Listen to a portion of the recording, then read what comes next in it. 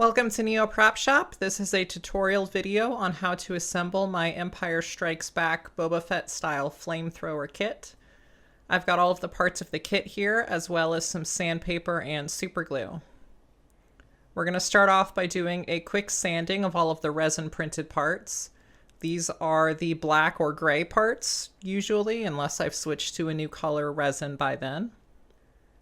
I'm going to start off by trying to sand down the layer lines a little bit, what little there are, and getting rid of the little elephant's foot that is left behind on this particular part from the printing process.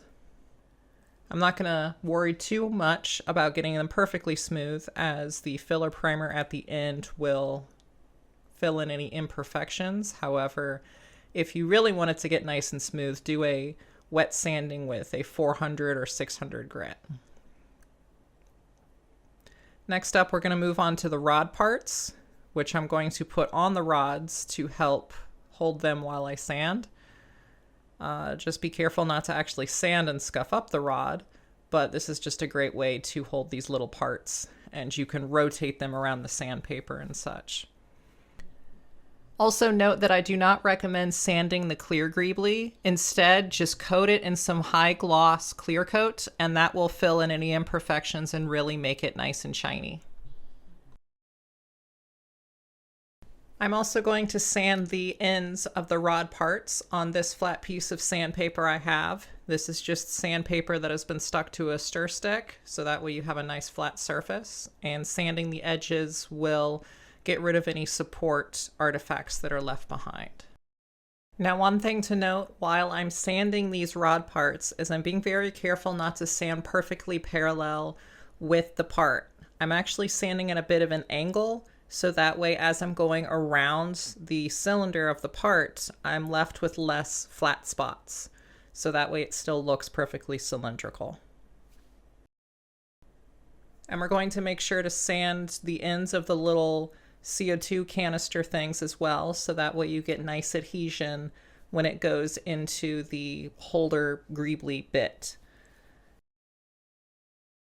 Next up, for the resin casted machine craft replica keys, we are going to sand the backs of them flat and flush and just get rid of any extra resin flash that is coming off of the sides. So for this, I'm going to take my painter stick that is coated in sandpaper and just rub the keys back and forth to make sure that they are nice and flat. Now, before we do any filler primer, I would suggest doing the first part of the assembly, which is attaching the CO2 canister greeblies into the holder greebly.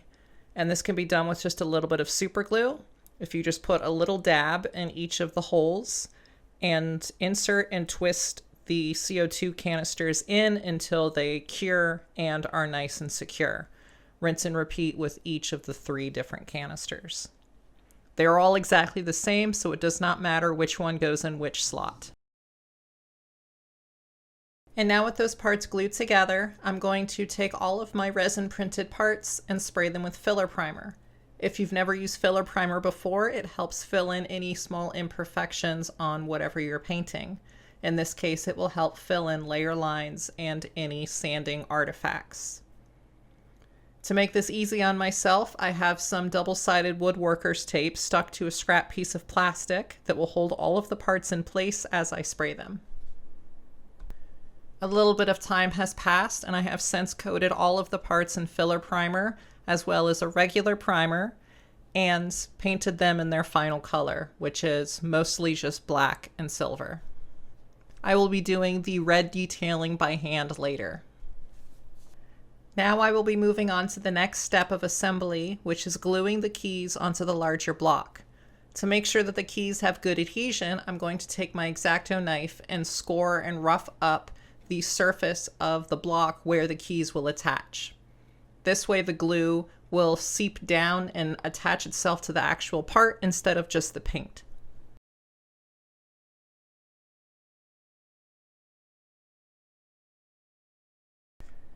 Next up, I'm going to attach the rods to the CO2 canister bomb greeblies. And in order to do this, I'm going to drip some super glue down into them and then insert the rods in as far down as they will go. Once they're in, I'll give them a little bit of a twist to ensure that the super glue reaches all the way around as much as possible. Before I go any further, I'm going to add the longer greebly to the bottom rod. And to do this, I'm just going to put a little bit of super glue on the rod and slide that greebly all the way down. Before adding any more greeblies, I'm going to paint the upper rod with some Archive X Scarlet. To do this, I'm just going to use a paintbrush and just brush it on.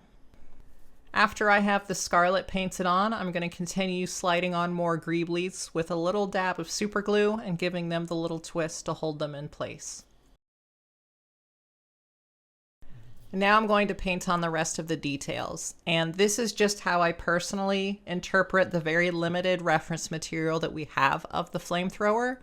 Some people think that that middle bomb is completely orange. Some people think it's just a stripe. Some people think that it is a much thinner stripe or a thicker stripe. Use your best judgment based on what you see, or reach out to your local GML if you're concerned about 501st approval. Next up is attachment to the gauntlet. To do this, I'm going to take the base plate and hold it up to the top shell and place it where it looks like it should go based on reference material. I'm going to take a permanent marker and mark where the holes are so that way I know where to drill. And now I'm going to drill where I made those marks, and I'm personally using a step drill, which will create much cleaner holes and tend to grab the plastic less. But if you don't have a step drill, and I recommend you get one just for general use, but if you don't have one, a normal twist drill will work fine. And now moving back to the flamethrower bits, we're going to glue in the wires to the back of the larger block. And this again can just be done with super glue. You don't need anything fancy to hold these in. We're almost ready for final assembly, so I'm going to start by getting the back plate and the acrylic attached to the gauntlet. And for this, I'm just going to start the screws through them so that way they're held on, but the screws aren't poking all the way through. The rest of the assembly should be pretty straightforward. Align the flamethrower and start screwing the screws all the way in.